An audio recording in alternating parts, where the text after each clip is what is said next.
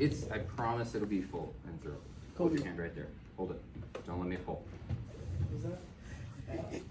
Actually, let's bring it in. Let's be active all the way. Go. There you go. So I did adduction, glenohumeral. Don't let me pull forward. Yep. And I did extension. And I also need to do, don't let me, go ahead and bring your wrist into your belly. Wrist into your belly. I did internal rotation. 3 actions of latissimus dorsi. You need to do them all. And they all would be what if it was a lats issue? Positive. Positive, sure. That's weak. Weak. Weak is better. Yeah. You said flexion, extension. Adduction. Adduction, extension, internal rotation. Okay, levator scapulae, turn around, swing. All right, levator scapulae. I want you to shoulder shrug. Levator scapulae. We can also do neck extension. And that's gonna pull in the top half of the levator scapulae. But the levator levitates the scapulothoracic. That's good. Oh, shoot. Is it unilateral? I might have a little unilateral cervical flexion. Lateral flexion. Rhomboid major, minor, 0 capacity to separate those. I don't care who says different. Location, like where it hurts on the rhomboid major and minor, possibly. Now for this one, I would have him prone on the table. For sake of just sitting here and being thorough, I'm gonna try to wing it. Get it. So I'm gonna come across like this, as long as he's comfortable with that, didn't ask for permission. And I want you to, squeeze your, I'm gonna get a little better bite there. There we go, ready? Yep. Don't let me push. So I'm pushing into the medial border and trying to basically go forward with it right there. So it's retraction, but also elevation of the scapulothoracic joint. So it does both. Retraction, elevation, rhomboid, major, and minor. Oh, almost forgot one. And then I would actually bring him into pretty high abduction and say, go ahead and come down all the way. It's gonna help with downward rotation. What's that for? Rhomboid, major and minor. Okay, serratus anterior is a huge protractor. This one is probably best laying down, honestly. But you guys know I like the, what do we do? Oh no, I would actually do it functional personally, but that's just me. I guess we could say, okay, go ahead and push into my hand. Don't let me push. And I'm gonna try to retract him. I'm gonna try to retract him, but he's pushing forward. It's really just this though. That's it, just boom. Serratus anterior. Okay, trapezius. Upper trapezius. Push up. Mid trapezius. Retraction of the scapulothoracic joint. Down, lower trapezius is an antagonist to the upper trapezius, so it does the opposite. Are you comfortable with me going armpit? Okay. So armpit in, and I'm gonna try to drive straight up. Don't let me push up. And he drives straight down like that. It's okay to use a little towel handkerchief thing if you throw that at me aggressively. Perfect. Come here. This can be my support as I try to pull up. I think it's possible you actually dislocate some of your shoulder doing that if they have in case you think it happened. So that's trapezius. The trapezius also helps with upward and downward rotation of the scapulothoracic joint. It's a little wonky. So just the different fibers and directions with that. So technically, I could bring him again all the way up here. Go ahead and pull down. I believe it's the lower fibers here, and then the upper fibers help start upward rotation, but then they get too short, so they don't do much beyond the initial motion there. Okay. Trapezius pec major. This thing's got so much. Face me. Okay. Let's stand for this one. Yeah. Pec major does literally everything except for 2 motions. Out of the how many of the glenohumeral? 6. 6. Yeah, not scapulothoracic. Okay. So scapulothoracic, the only way it's going to help with that is if it attaches to the scapula, which the major does not. Yeah, it touches to the humerus in 2 different spots. Upper and lower fibers. I believe we can separate the pec major into. So let's do them all slowly. Go ahead and push into my hand. So I've got flexion. Sorry, I totally didn't give you good guidance there, but it's going to be flexion. Don't let me push down. There we go. Oh, we're good up here. Let's turn. Don't let me push out. Horizontal adduction, real big. Boom, boom, boom. Right there. It does not help with horizontal abduction. That is one of the 6 it does not do. The other that it doesn't do is what? Just because it's easier to do the knot. It does not do external rotation. It is a big internal rotator though, so don't let me pull out. There you go. Push it in. I don't think it does extension either. Not feeling good about that. Some of the fibers, it's not a strong opinion, but some of the fibers in a certain position do help abduct. They are much more greater at contributing to adduction though. So pulled, I'm just not having good, there we go, all the way down. Pull, there you go.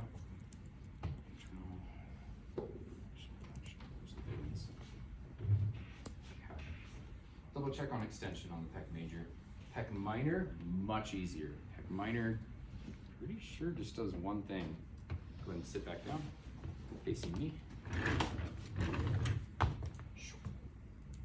Gotta make the noises or it doesn't work. Don't let me pull up. Yep, so he is depressing. And if you do, what is this motion? Dips. Thank you. Dips. If you do dips, you're working that pec major like cray cray. Pec minor. Coracobrachialis, 2 motions. Weak with both. For this one, I would probably resist at the humerus because it does not, like biceps goes too far, so I would just don't let me push. But then also weak adduction, horizontal adduction. So I would try to abduct a little bit horizontally. And he has to express pain or weakness very short right here. Coracobrachialis to like medial proximal humerus. So it just does weak adduction. And weak flexion shoulder. Yep. Deltoid, piece of cake, in my sleep. Okay. All the deltoid, do not let anybody fight you on this one. All of the deltoid does abduction, glenohumeral. So like anterior, middle, posterior, they're all tight right now. If I want to try to isolate any of it, I can go into forward flexion to try to hit more of that anterior deltoid, getting it good there. And then extension, I can feel posterior deltoid activating pretty well. So they do help with horizontal flexion and extension, but it's a primary abductor. Rotator cuff, I'm going quick. Yeah, good times. Okay, rotator cuff, let's go slow. Sits, supraspinatus. I mean, it's an abductor, so you know the position I'd probably put them in, empty and full can. It's a muscle test too, it's not just a special test. So hold it right there, don't let me push. I am very much testing abduction here. All I'm doing is changing how much it stretches and shortens when I twist here into internal and external rotation. Okay, so there's the supraspinatus, it does nothing else. Sits. Infra and teres minor.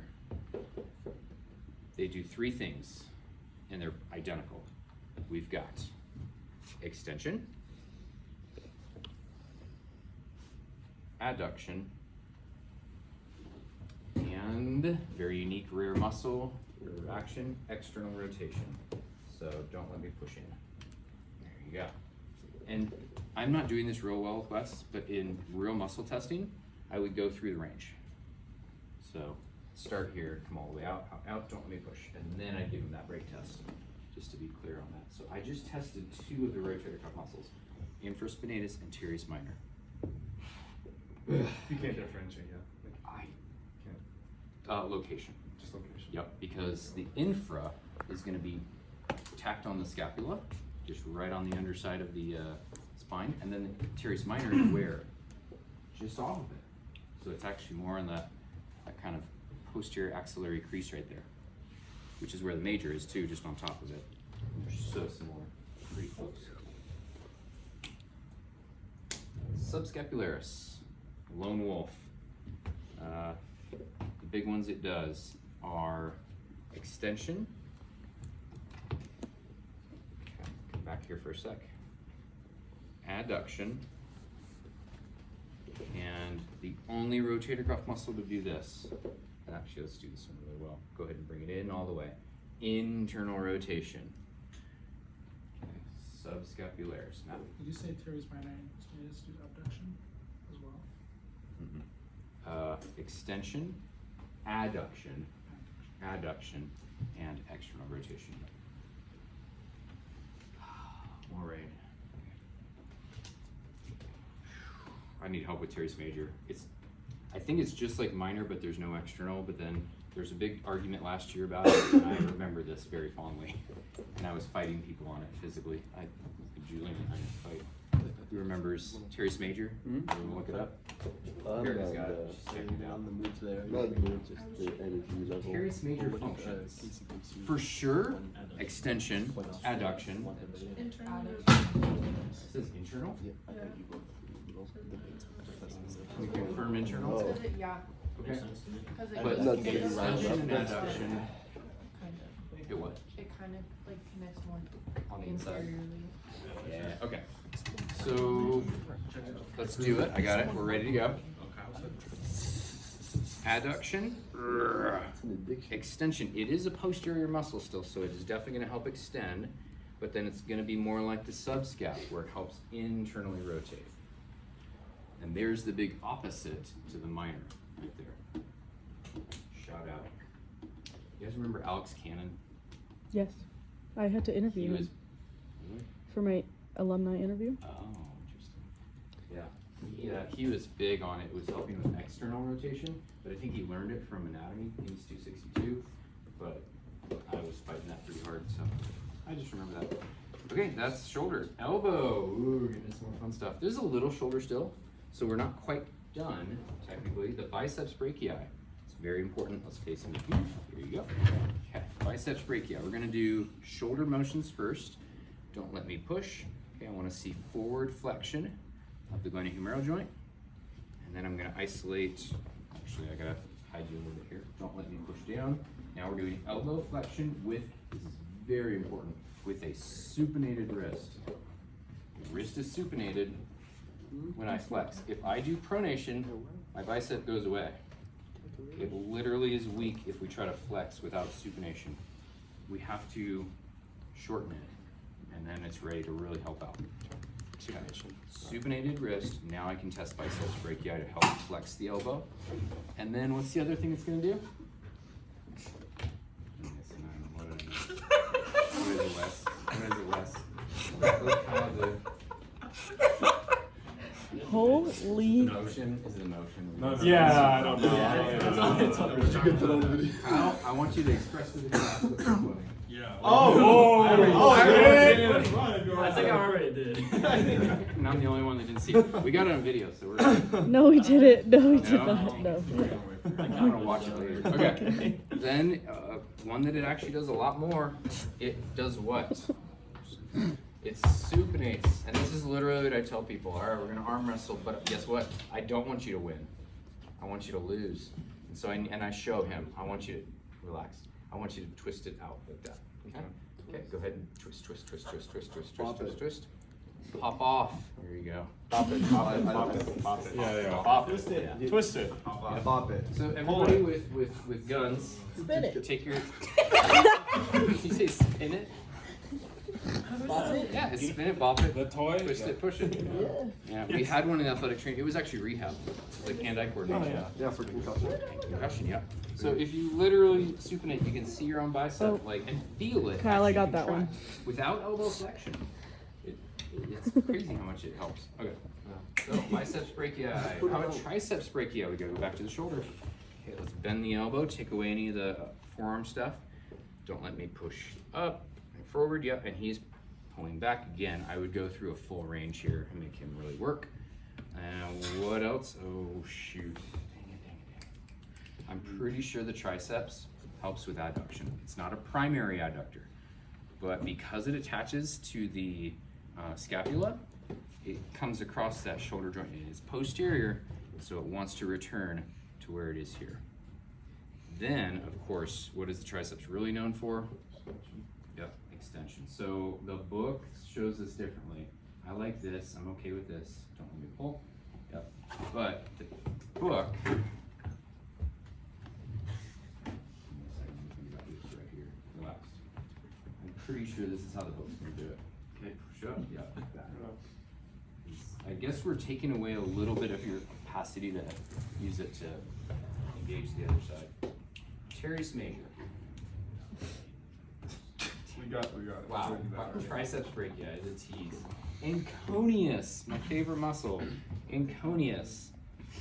It is a tiny triangle muscle at the edge of your elbow, right at the olecranon process, and all it does is this. Right there. So what I need is terminal elbow extension. Ready, go. Extend. And then I try to break it there. Other people will do this, but all you gotta do is just go here and then try to extend, and you can actually feel the inconius pop out a little better. Let's wait for the elbow chapter on that. Brachialis. I like brachialis in a neutral. This is actually fundamentally neutral position right here. Okay, elbow flexion. Ready? Boom. Elbow flexion. And I would probably lock his elbow at his side. Relax. There you go. No, you're good. So that I'm not engaging any assister muscles higher up. And he has to really focus just on bicep brachialis. The brachialis is a strong elbow flexor. I would say it's one of our primaries. Now, unless we supinate, now we're gonna start relying more on that biceps brachii. Okay, brachioradialis. This is a fun one. 3 things it does. And this is gonna confuse people, but good luck. Same thing. So don't let me pull up. Yep. Now, for the brachialis, actually, we're gonna use this table. Scoot back. Right there. From a pronated position, the brachialis can be muscle tested to return to neutral. Twist your thumb up. Hitchhike, hitchhike, hitchhike. He just used the brachialis to return to neutral from a pronated position. Now, let's go supinated. Go back to neutral. He just used the brachialis to return from a supinated position. Pronation, supination. But all it does is help get us back to neutral. So I'm stretching it a little bit because it was here and now it's getting stretched. Actually, it's up here, but it's being stretched, so it just wants to get back to neutral. And then we stretch it the other way and it just wants to pull it back to neutral. If we're here, it's not going to do anything with the wrist or forearm. It will help with elbow flexion though. Brachioradialis. So, I thought you said brachialis starts over here. I'm good with brachialis in a fundamentally neutral, and it's a short muscle here in between the, yeah, and it's just an elbow flexor. Oh, I heard you say it, like, starting the pronated grip, or supinated grip, and try to Brachioradialis, yes, for both. Pronated and from supinated fully positioned, brachioradialis will help return us to neutral. And also flex it's a weak flexor of the elbow because it just barely crosses the elbow joint onto the humerus. Barely. Actually, quite a few of these, but palmaris longus. Forearm mostly. Palmaris longus. Anybody got it? I got it. Yeah, I think so. Okay. Pinky to thumb, and then slight flexion. Pop off. Pop up. Pop it. Bop it. Socket. So it's a weak wrist flexor. Ready? Flex. But we rely far more on larger muscles to produce that. So let's rip it out and make a new what? UCL. Tommy Jones. It is. Tommy Jones. Some people have, some people don't. Tommy John. Tommy Jones. Tom Jones. Same shit. Same shit. Tommy John. Tommy Jones fast. Palmaris longus. Okay. Pronator teres.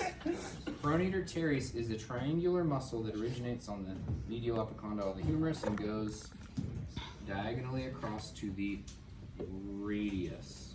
The pronator teres. I wonder what it does. Supination. Yes, it supinates. Come on. Okay, so we're gonna arm wrestle again, but I actually like him locking in that elbow. I don't want this happening, so let's come over here. Yep. And then I want you to do this. Okay, ready, go. So my hands are resisting that rotation. Dude, you and your middle finger. You don't have to grip. I could just provide him resistance like that, but I think gripping is more controlling, like that. Pronator teres. That's it.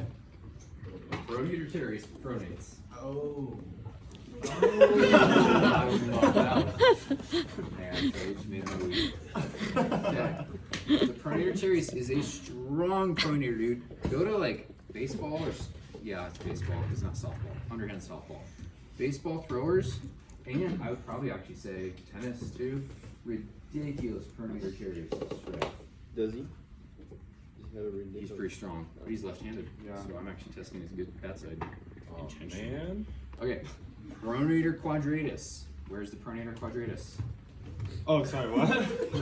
Sorry, I was being Okay, tense. we did I was teres. thinking about it. We did teres. The pronator quadratus is distal, and it makes a quadradal shape.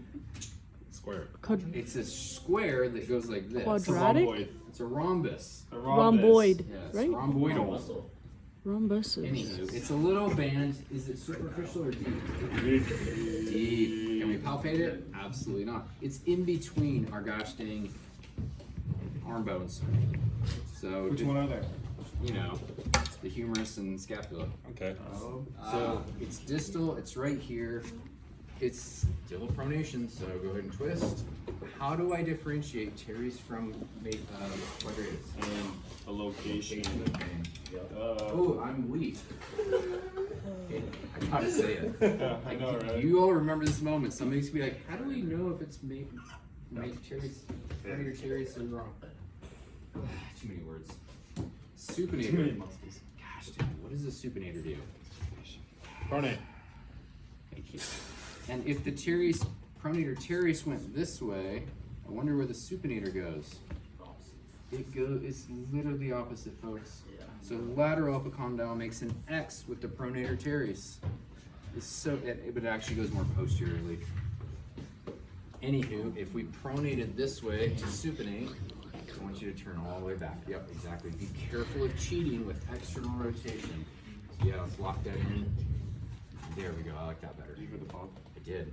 Is that elbow or wrist or elbow? Probably a little bit of electron bursa in there. Yeah. Could be the collateral too. UCL, RCL, Anconius. That's the muscle. Annular ligament. There it is. The annular ligament. That actually does now. Because that ligament is like a ring, and it twists as we rotate. Supinator flexor musculature. Okay, that isn't good enough. I need to know the flexor musculature.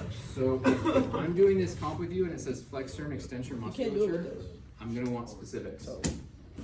Everybody make 4, number 4 in your hand. I want you to put that 4 right across the inside of your medial epicondyle of your humerus. We already tested this one. It was the pronator teres. Your middle finger, Wes's favorite finger, is the flexor carpi. It's going to the radial side, so flexor carpi radialis. The middle one, your 4th finger, can be counted as 2 things. It's the median nerve, and what was that? Some of us have it. Palmaris longus. Palmaris longus. Everybody. Buongiorno. He's kind of Buongiorno. Buongiorno. Hey. Buongiorno. It's more Italian. Oh, yeah. Wow. We. The pinky is what? Flexor carpi ulnaris, because it's going to be ulnar. Oh my god. Is it car starting up in here or what? Half cough, half laugh. Oh, perfect. That is called. Dang it, Eric. It's a good thing we're family. Sorry. Okay, so let's take those slowly and try to differentiate them. We can do this. I know we can. Yeah, we can. I guess. Okay, so Oh my god. here's the good news. She's dying over there. Somebody help her. Okay, let's go slow. We got pronator teres. We're done with that one. Flexor carpi radialis. What else does it do? It tells you what it does. It flexes the carpi means wrist. It's also a fish, but it's wrist flexion No, that's and carp. weak, very weak elbow flexion, folks. Very weak. But it's a big wrist flexor. But guess what? It also does one other thing you haven't learned yet. Because it crosses the wrist joint, it's going to do what deviation? Be careful. Radius radial, right? So it does radial deviation. Here's how I like to muscle test radial deviation. Here, these hands here. Oh, no gripping. No gripping. But relax. I'll touch it. Here you go. Okay, I go down. I want you to go up. Ready, go. Dang. Boom. Okay, that was a little rapid, but Sorry, bro. you're good. Strong, man. Very strong. Yeah, we're losing it. Here we go. Here we go. Okay, so done. Hey. Thank you. Thank you. Okay, we did palmaris longus. It does not help with elbow flexion. It's a weak wrist flexor. Again, open palm. I don't want grip. The second I'm gripping, now I'm incorporating finger muscles. We don't want that. So open palm, wrist flexion. Boom. Okay, and then the last one was flexor carpi ulnaris. It's literally the same thing as radialis, except it does the radial deviation. So now actually would come down here, stabilize wrist, bring him into radial deviation, and then let him return. So it's also behind the wrist flexor. Yes. Yes. Both carpies. If it has the word carpi in it, it's a good strong wrist flexor or extender. You can do extensor carpi, extensor carpi digitorum. Please tell me you're done. This has been a half an hour video. Extensor musculature. Extensor digitorum. That's what it's called. It's just extensor digitorum. No. That was a lot on the flexor. We have a lot more flexors than we have extenders, folks. Hence why it's much easier to grip than it is to extend. But for humor, we just did our 4 here. The only 2 things I care about on the other side are the supinator, which crosses, and extensor what? Extensor carpi. Yeah, we got the ulnaris and radialis too. I don't know why I said we didn't, because we do. We have extensor carpi radialis, brevis and longus. Extensor carpi ulnaris. Based on that name, you know which direction they're going to go to, thumb side versus pinky side. And then the main one that I actually do really care about is extensor digitorum. Do we have a longus and brevis? We absolutely do not. They were conflicted. Unlike flexor, it's flexors. Yes, yes. That's okay. That's good though. I like that. How do I differentiate the extensor digitorum that I have in the hands and the feet? They technically do have different names. Don't they go to fingers? No, and it's still 2 through 5 fingers and toes, with both feet and hands and fingers. It's one word, longus. So in our leg that stands for L, longus, we have the extensor digitorum longus. When I come up to the hands, it's just extensor digitorum. I don't think the BOC would be that mean, but you never know. You never know. Yeah. Some people call it extensor digitorum communis. Yeah. I've Hey, seen it. watch it. Hi, man. Not communism. Communism. I think that's what he's thinking. Oh, that's. So the extensor digitorum communis, or just regular digitorum, is a super, super weak elbow flexor. Extender. Elbow extension, but it is primary for wrist extension. I'm here, and I come up and I extend, I resist extension. So we know what that was to. It's a cold start, man. It's a cold the engine's Cold knocking engine, man. Something's pinging in there. Piston rings are definitely not working right. Should have got Tesla. No, that thing was ghost. And we have this on video, and it's just so epic. Oh, This does gosh. not get shared outside of the class. Okay. Come on. Oh my goodness.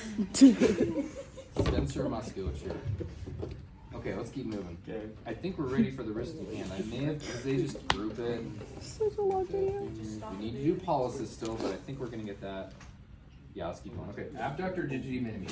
Why? I hate. There.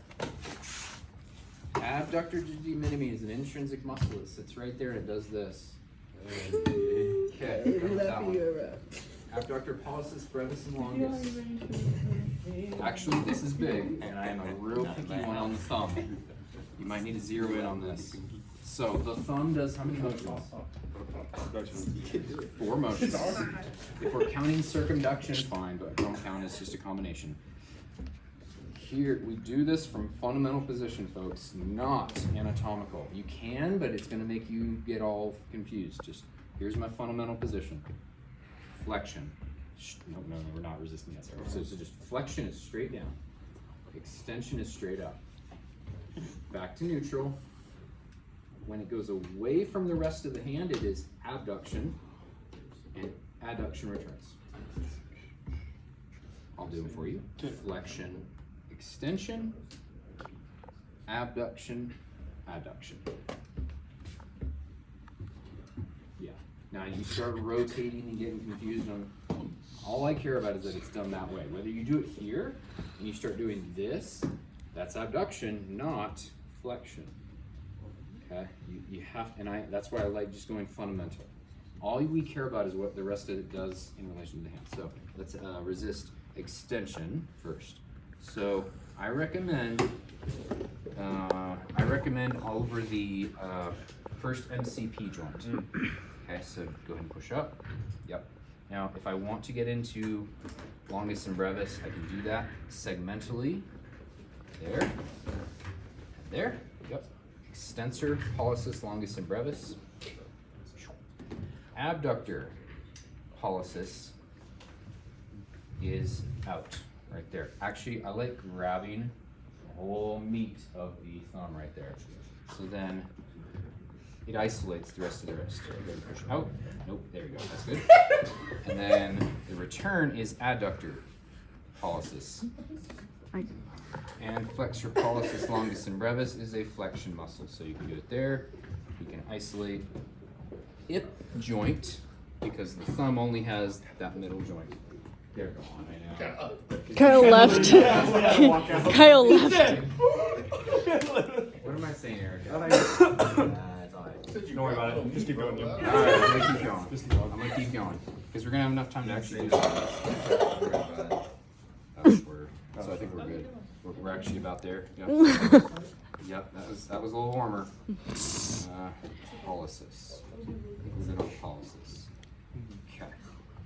More finger muscles. I'm just gonna do the finger muscles that I know. Oh my god! Charlie Apple. Hell. Okay. There's 2 groups of flexor tendons in the fingers we need to know about, but because they actually start in the forearm, flexor digitorum profundus and superficialis, they actually help quite a bit with wrist flexion. So how many muscles do wrist flexion? 7. A ton. Flexor carpi ulnaris, flexor carpi radialis, brevis and longus. The extra one if we have it. it's called? Palmaris longus. Palmaris longus, yep. I've got flexor digitorum superficialis, flexor digitorum profundus. The superficialis, they attach onto what phalanx? It's not a joint. Intermediate phalanxes. Phalanxes? Yes. Phalange is the whole thing. Phalanx is a specific segment within a phalange. So we have proximal phalanx, intermediate phalanx, and distal phalanx. The superficialis, flexor digitorum superficialis, goes to the middle. And I'll tell you how to remember that. Because the profundus goes to the distal phalanx, it crosses the dip joint. And there's two types of people in life. Superficial people and pros. Who goes farther in life? Rose. Pros. I learned that one in undergrad, yeah. Thank you. You're welcome. So pros go further in life, and so they're gonna go further down the finger. When I go, very important, when I go to test the superficialis, sure, I will resist only at the intermediate phalanx, and that's fine right there, yep. It absolutely helps with MCP flexion too. Am I only testing the superficialis when I go to test it at the, no, why not? Because the pro crosses, it goes further. So I always have to do what? If I'm worried about a flexor tendon, Check the fundus first. check them both. First you're saying, I could care less. But, oh, it hurts and I'm weak. Okay, well, let's see if you're strong still. At the profundus, yeah, that one's still strong, but and it doesn't hurt as much. Probably superficialis. Okay. Yep. So, yep. Okay.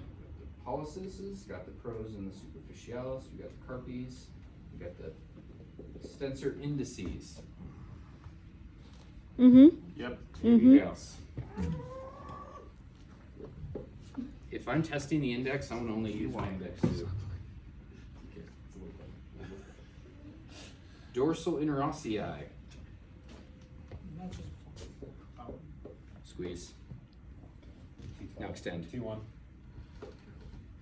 Yeah, so if we're doing it right, I would do it one at a time. Squeeze out, squeeze in, squeeze out, squeeze in, squeeze out, squeeze in. There you go. So they're an abductor, adductor, and it's hard to test the middle one. As you can see, that one doesn't move much, so make sure that we do test that as well. Deuces. See you, bro. Let's do it.